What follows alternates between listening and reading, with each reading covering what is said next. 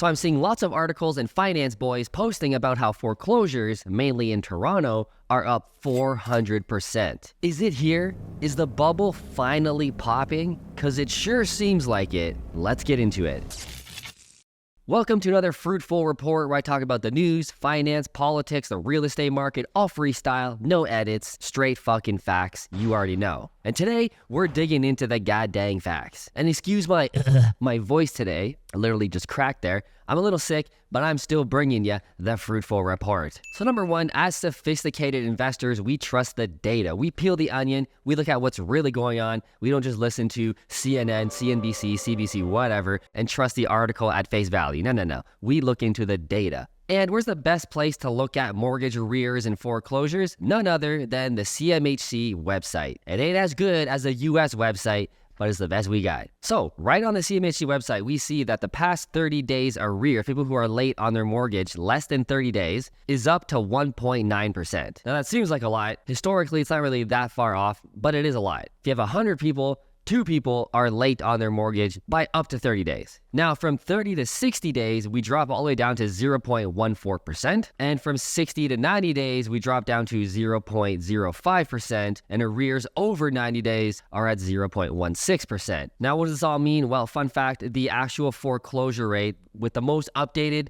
report we can get, which is up to Q2 of this year, the national foreclosure rate in Canada is 0.16%. So incredibly low. And for context, the US normal foreclosure rate is anywhere between 1 to 3% at any given time, not even in a recession. Anywhere from 1 to 3% is normal for the US. We're sitting at 0.16. That's like insignificant. Now, what are the causes for these arrears, especially 0 to 30 days? Obviously, no surprise, it's all the rate increases, specifically people who have a variable mortgage or people who have a fixed rate mortgage but have a HELOC. And maybe they party too much, they renovated their basement, they renovated their outside, their kitchen, whatever, and they use their HELOC. Okay, that is getting hammered every time the bank raises rates. So even though they might have a fixed rate mortgage and they're cool, if they spend 100 grand, 50 grand, 200 grand on their HELOC, okay, they're getting smoked over there, which might push people to not be able to pay their mortgage or be late on their mortgage every single month. And also we're seeing more and more job losses throughout the economy as the recession becomes more kind of solidified in Canada.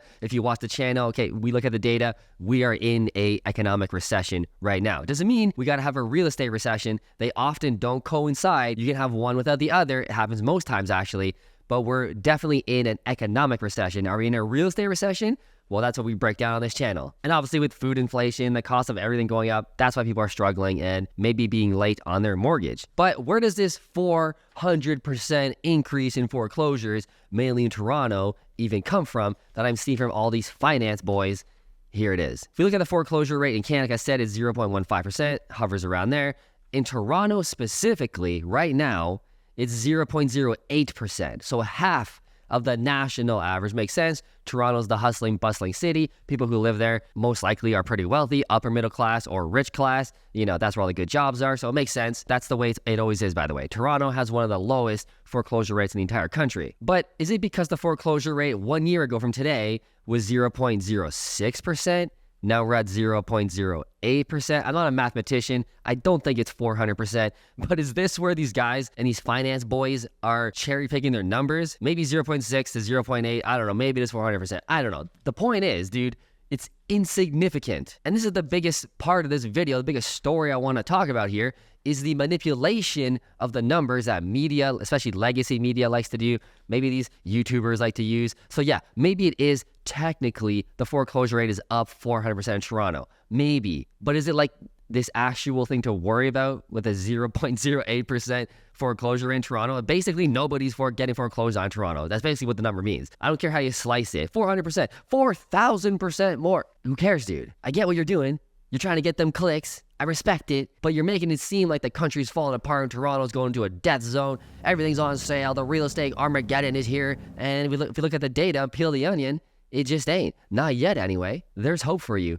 There's hope for you, but I wouldn't count on it. Real estate is going nowhere but up. And the reason is because the fight on inflation is almost over. We know inflation is trending down. We know the economy is in a recession, definitely in an economic recession, but with the lag data, the Bank of Canada isn't going to get their concrete proof on paper probably until Q1, Q2 of 2024. Then, because it's so backward looking, they're going to go, oh shit, we actually were in a recession last year. You know what that means? Time to cut them rates. That's what that means. That's the playbook. He's already said it. Once we're in a recession and the unemployment rate rises and inflation is falling, we got all three of those things happening right now.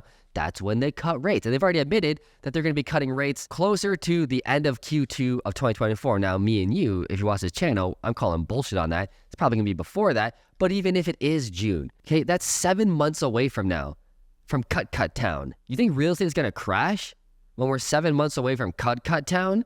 It's not how it works. Now, the same things that are being said about a 400% increase in foreclosures, they're also being said right now in all the articles about the supply of homes hitting the market, all the new listings, everybody's selling. It's fucking crazy. There's too much inventory and real estate is going to roll over and it's going to crash. All right, let's break it down. Now, because I'm a realtor in Kitchener-Waterloo, I got access to my board. It's pretty similar to Toronto, to Hamilton, like all the data here for Ontario. So let's look at the Kitchener-Waterloo. This is Kitchener-Waterloo specific, but let's be real, it's pretty much all of Ontario. It's going to look very similar, so it's good data. Now, if you look at my system, the back-end system that I'm giving you, we can see that the supply of homes on the market, the inventory on the market, isn't really anything out of the ordinary. I know it's a lot more than the past 2 or 3 years, yes, for sure, when we're like historic low-level inventory, but on a grand scheme of things, are we really out of control? Is there more listings than ever? I've never seen so many listings.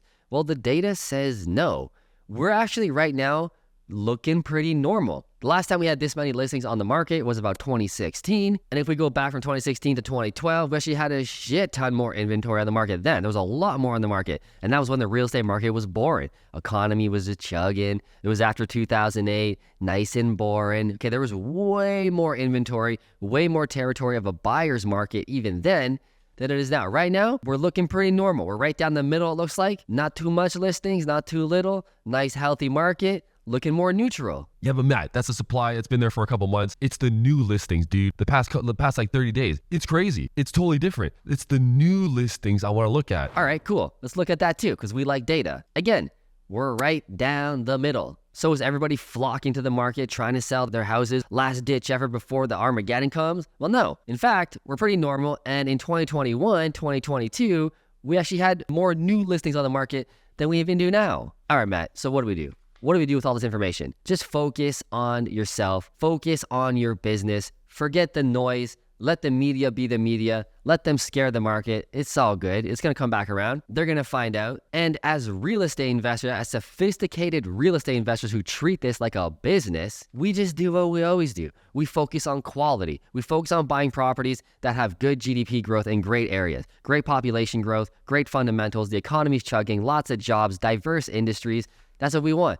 We're not investing in one-hit pony towns. We ain't doing Windsor. Sorry, Windsor. We ain't doing Northern Ontario, Sudbury, Sturgeon. No, dude. Kitchener-Waterloo, Cambridge, Hamilton, London, Peel region. Okay, we're buying properties there, but am I buying properties there? Not anymore. I was from 2012 until about a year ago. But now we're focusing on the US where the fundamentals are even better. They make more sense. Price of real estate is lower. Taxes are lower. Rules for landlord and tenant board rights are way more in the landlord's favor. The way it should be. You own the property. You do whatever you want with it. If a tenant doesn't pay rent, get out. So with all the nonsense that's been going on in Canadian real estate for the past literally like 5 years, it's making it hard for investors to be long-term investors, which by the way, it's not impacting me or other real estate investors. Before you say, good, get the fuck out of here. Good riddance, yeah, investor. Dude, I don't fucking care. It's not hurting me. It's hurting you. It's hurting the people who need rental properties in Ontario, which there's a giant number of. We have such shrinking supply because builders are not building because interest rates are so high. It's not attractive to build here.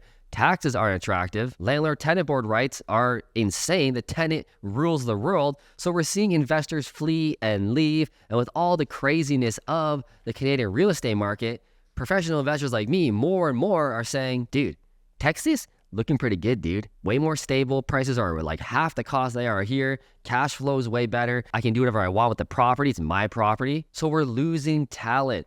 We're losing investors building in the US. Now, again, you might say, good, get out here. It hurts the people here. Less people that are building, more upward pressure on rent prices, more upward pressure on house prices because we're not keeping up with the demand. We're bringing over like 500,000 immigrants every year. Last year, we brought over 1 million immigrants. Do you think we built 1 million homes? Hell no. The supply is shrinking, the demand is increasing, and when interest rates do start to cut, which it's soon, dude, we are just around the corner. We're 3, 4, 5 months away, most likely, from Cut Town coming around to town. Tiff Macklem on the parade is coming. Okay, and what's gonna happen when Cut Town rolls around? What do you think's gonna happen? All the millennials on the sideline right now, so many millennials who are waiting to buy, itching to buy, but haven't been able to because interest rates are so high. And most importantly, even rates being high, a lot of people still can't afford them. See, a lot of people aren't buying right now because they don't want them to go up anymore. They're waiting for when he says we are done, which is coming soon. But even more, when they start cutting, all those millennials are just gonna literally run to the market and get a variable rate mortgage and ride this bitch down. It's gonna be mayhem. I'm telling you, dude. I'm in the market. I have flips for sale right now. I have so many realtors going through my house to be like, Bat, your houses are fucking amazing. My client absolutely loves it. I don't know why I came to see it because they're being a wussy. They love the house. They want to buy the house, but they're just so scared of rates going up that they're just gonna wait 30 more days. They're just gonna wait just a little bit. Even though your house is amazing and they really love it, they're just gonna wait a little bit to figure out what's going on and then they're gonna come buy the house. I'm hearing that from realtor after realtor after realtor going through. So yeah, a lot of houses aren't changing right now, like changing hands and buying, but it doesn't mean the buyers aren't there. They're there. They're waiting. They're salivating, waiting to buy. They just need one little signal and that signal's coming. Anyway, that's the real data on this. Foreclosures are up 400%. Okay, maybe, but is it Armageddon? Or is it like a minuscule decimal point number manipulation to cause fear in eyeballs? That's what's going on. We looked at the data. Anyway, guys, I will see you in the next Fruitful report.